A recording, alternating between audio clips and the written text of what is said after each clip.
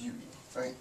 And this gift is involuntary. He says it himself, and I'll read it again.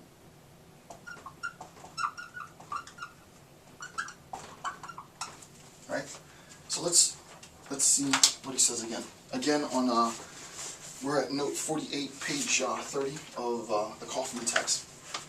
He says, second paragraph, as opposed to those who, from the fullness they represent and feel. Right? So this person, this individual, is a representation. Is a representation of fullness. This person is a representation of fullness. Right? This person is a representation of fullness. Right? So, a representation of fullness. As opposed to those who, from the fullness they represent and feel, involuntarily give, right? Involuntarily give to things and see them fuller, contribution, more powerful, and pregnant with future. I mean, that's just a great, again, Nietzsche, his penmanship is impeccable. And pregnant with future, possibility, all the things that could be. Pregnant with future, who at least are able to bestow something. The exhausted diminish and botch all they see. They impoverish value. Underline value. Very important word, right? So one person is making a contribution to value. The other person is diminishing, according to Nietzsche, and that's the word he uses, right?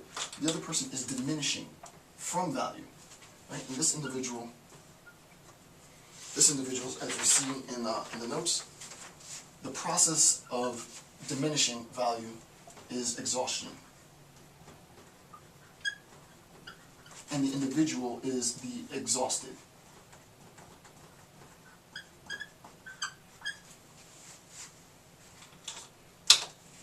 Okay. Very, very, very important process. Very important process. And we'll see why this becomes so profound once we look at the applications on a moral theoretic, right? How this applies to both moral judgments and moral value, right? We'll get to that in a second. Just so that it's very, very clear. Benefactor, my term. Everything else is Nietzsche. Nietzsche's saying, the benefactor is a representation of the fullness, pregnant with future. The benefactor makes contributions, gives at least something. What is the benefactor giving to? What is the benefactor making a contribution to? That thing that she is contributing to is value. This isn't something that is done voluntarily. This is an act that is done because the individual is a representation of fullness. There is so much within me as an individual that I am compelled to give, right? And it's not this perverted obligation, right? This is not some altruism that I'm doing it because I feel I must do it, right? This is completely different, and this is what I love about Nietzsche, right? You get the sense, and I don't want to jump the gun too much, but you get the sense that you can live a moral life, and I'm really jumping the gun here, but you get the sense that you can live a moral life, you can act as a moral citizen, you can make contributions without having to ascribe to some transcendental moral obligation. I'm doing this not because I feel I must do this. I'm doing this because I feel a compulsion. There's something in me that allows me, and not just me particularly, just any me, that allows me to give of myself. This gift is involuntary. I'm compelled to do it. What am I contributing to? Value, right? However, this contribution of value, this giving of something, this pregnant with future, is offset by the exhausted. And what does the exhausted do? Sort of the last sentence after the dash in paragraph 2, note 48. The exhausted, quote, the exhausted diminish and botch all they see. They diminish and botch everything. It's a sponge.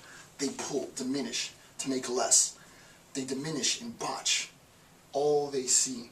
They impoverish the value, right? So that the sense of value becomes impoverished. The sense of value diminishes, right? The sense of value increases because of the contributions of the benefactor, but decreases because of the exhaustion of the exhausted, right? So again, just one last time, the exhausted diminish and botch all they see. They impoverish the value. They are harmful. What we'll recognize later is the relationship between harm and this exhausted state of existence, right? This exhausted state of existence, much less the exhausted individual, is harmful, is detrimental. And what we'll recognize, I don't want to jump ahead too much, is, and you should already be thinking this, is that this must in some sense be related to the four conceptions of weakness. And immediately you should think that, well, if it's harmful, if it's dangerous, then it's dangerous to existence. And if it's dangerous to existence, then there must be a sense in which this exhausted state of affairs becomes a state in which the unnatural is imposed on human existence. That which is anti-biological, that which is anti-human becomes sort of the norm. And that's exactly the problem that will eventually unfold. And I jumped ahead quite, the influence of decadence and exhaustion scientific. I jumped ahead to 53. So let's jump ahead real quick to 53 in the notes. Okay, right. So in 53, if you turn to page 33 in the Kaufman text, note 53. First, let's read this point. The influence of decadence and exhaustion in scientific and sociological thought. Before we can make sense, right, of the relationship of the individual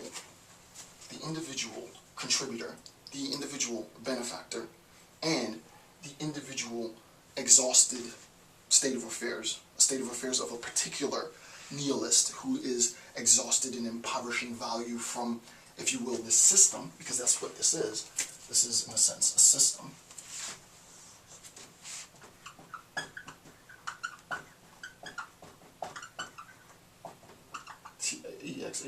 Exhaus. This is a system of exhaustion, right? The system of exhaustion has at least two parts: a benefactor, and which increases value of things, which pregnates future into the world, if you will, and an individual who exhausts that pregnation, an individual who sort of saps and taps that value. What we'll recognize is that this is a system of exhaustion.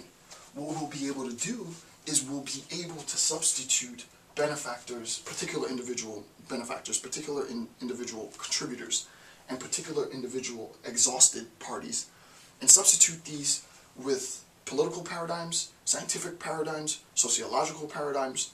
Once we have the structure, the overall structure of the system, and this is why I wanted to present the information in this way so that you see the system of exhaustion, then you can take that system, that template, and apply it to particular individuals. You can apply it to particular disciplines or paradigms. You can apply it to sociological groupings or political groupings, right?